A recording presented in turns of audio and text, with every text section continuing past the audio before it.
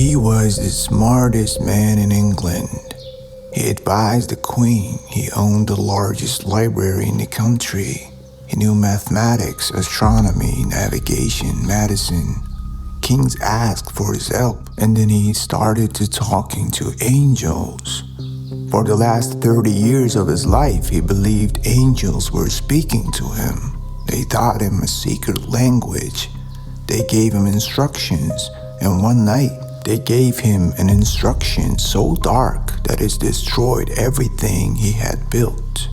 He obeyed it anyway. This is the story of the cleverest man of his age and how the search for forbidden knowledge took everything he had.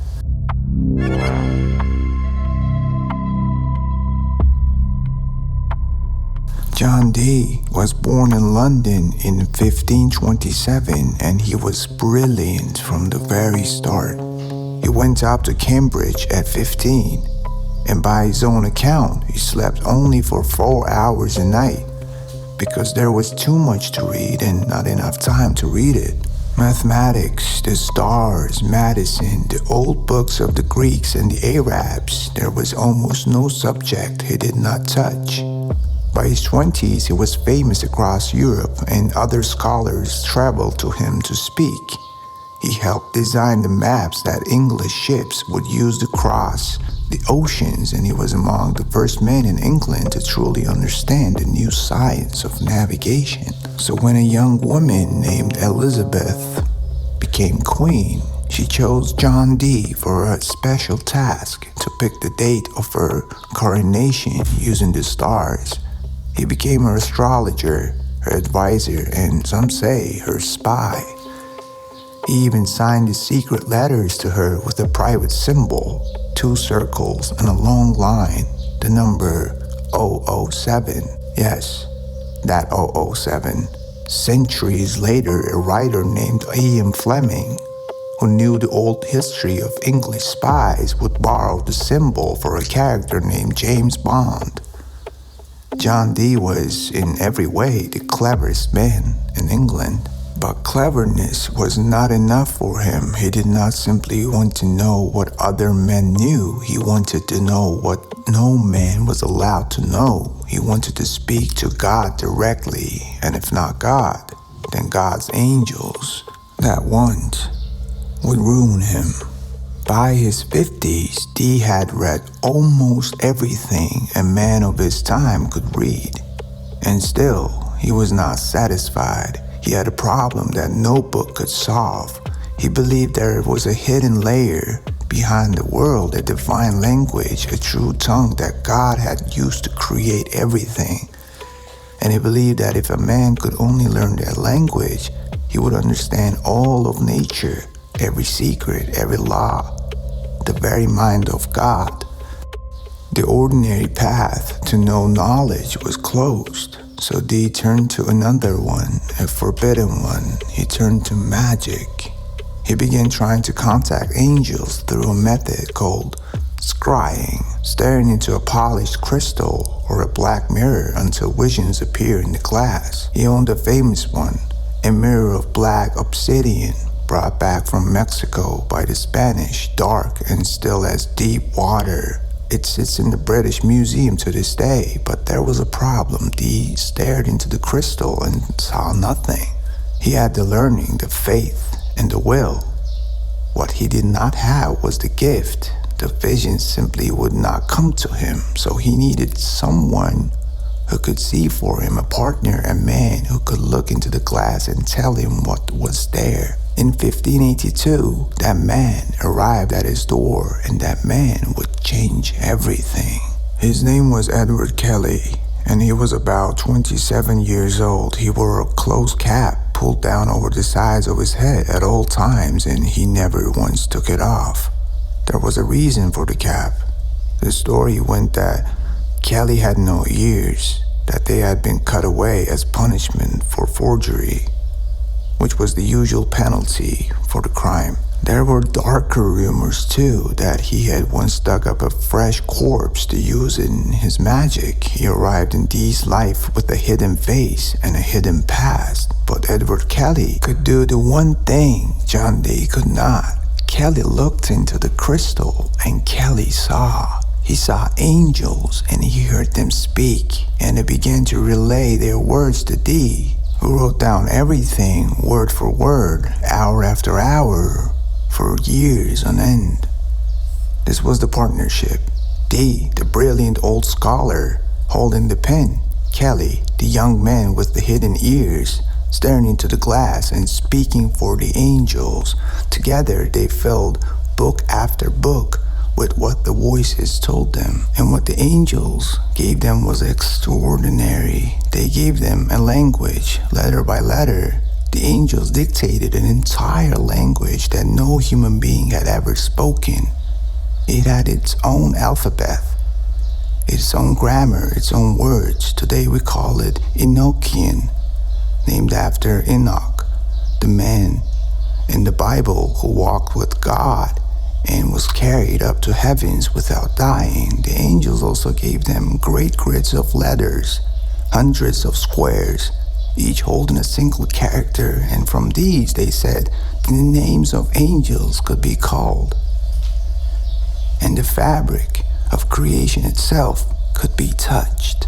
To this day, no one fully agrees on what Enochian really is. Some say Kelly invented the whole thing to fool a rich old man, but it is complex and consistent and bound with its own rules. If Kelly made it up, then he built one of the most elaborate false languages in history out loud on the spot for years.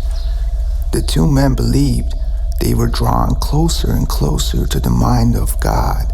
They did not yet know what the angels were going to ask of them. In 1583, Dee and Kelly left England and traveled across Europe with their families. They were chasing patrons, rich and powerful men who would pay to watch them speak with angels, and they promised to turn lead into gold. Angels and alchemy went together. The two men saw both. Their search led them to the strangest court in Europe, the court of Rudolph II, the Holy Roman Emperor, in the city of Prague. Rudolph was a ruler who cared far more about magic than about ruling. He filled his castle with alchemists, astrologers, strange machines, and stranger men.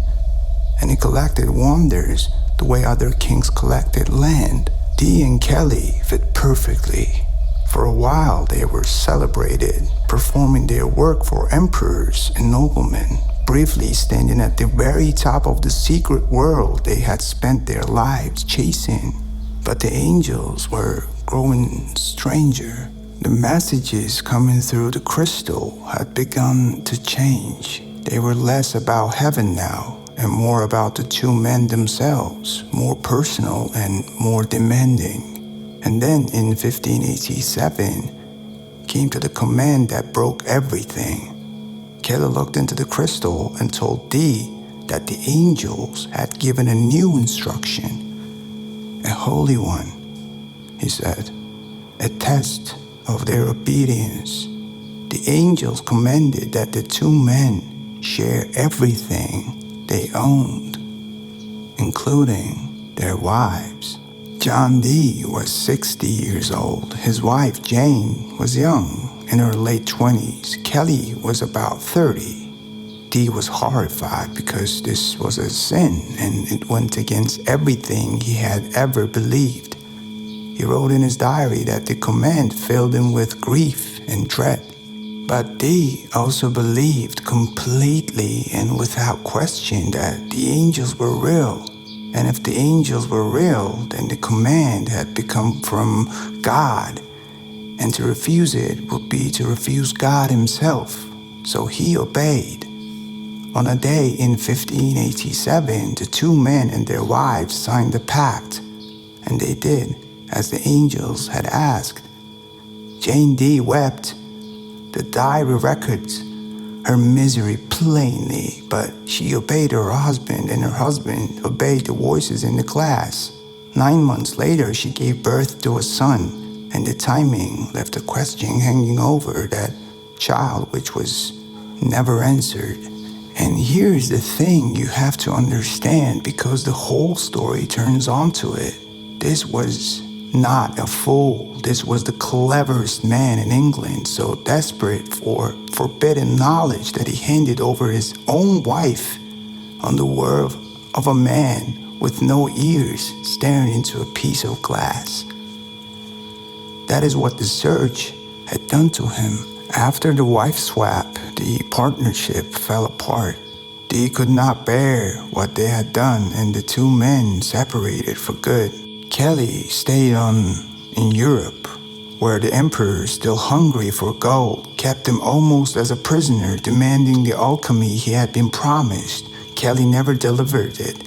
He died a few years later, reportedly, while trying to escape from a tower where he was being held. Fallen to his death, the man who had spoken for angels ended broken on the ground. John Dee went home to England, and he came home to a ruin. While he had been away, chasing angels across Europe, his great house at Mortlake had been attacked. His enemies, convinced he was a sorcerer in league with devils, had broken in and destroyed his laboratory. Worst of all, they had torn apart his library, the greatest private library in all of England. Thousands of rare books and manuscripts he had spent his entire life gathering. Much of it was simply gone, stolen, burned, scattered. The treasure of his mind lay in pieces, and the world itself had been changed around him. His old protector, Queen Elizabeth, grew old and died, and the new King James I was terrified of witchcraft. He had even written a book on how to hunt witches. There was no place at his court for an old man who claimed to speak with angels. So John Dee, the cleverest man in England, the Queen's own magician, once the owner of the greatest library in the land, spent his final years in poverty. He sold his remaining books one by one to buy food. He told fortunes for a few coins. His daughter Catherine cared for him to the end.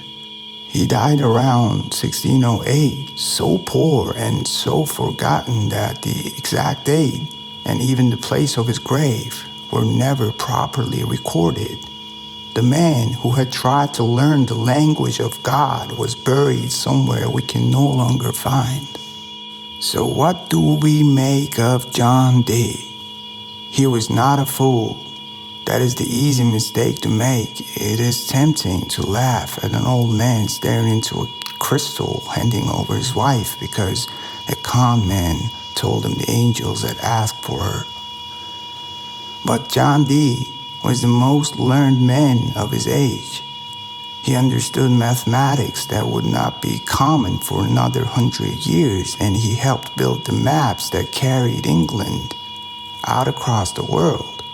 He was not stupid.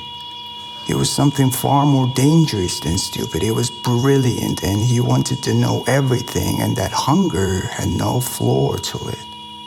And that is the oldest story there is, older than Dee himself. It is the story of every person who has ever been told that there is a door they must not open, and who then could not stop thinking about what lay behind it.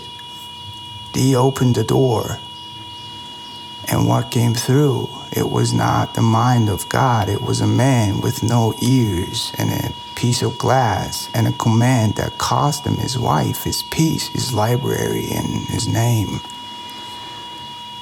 He reached for forbidden knowledge, and the knowledge took everything he had. The black mirror he stared into still sits in the glass case in London, and visitors walk past it every single day. Most of them have no idea what it is. They see only a dark, round stone, polished smooth, reflecting nothing back at them. But for 30 years, an old genius looked into that darkness and believed that God was looking back. Guardò nel buio e credette che il buio lo guardasse. He looked into the darkness and he believed the dark looked back.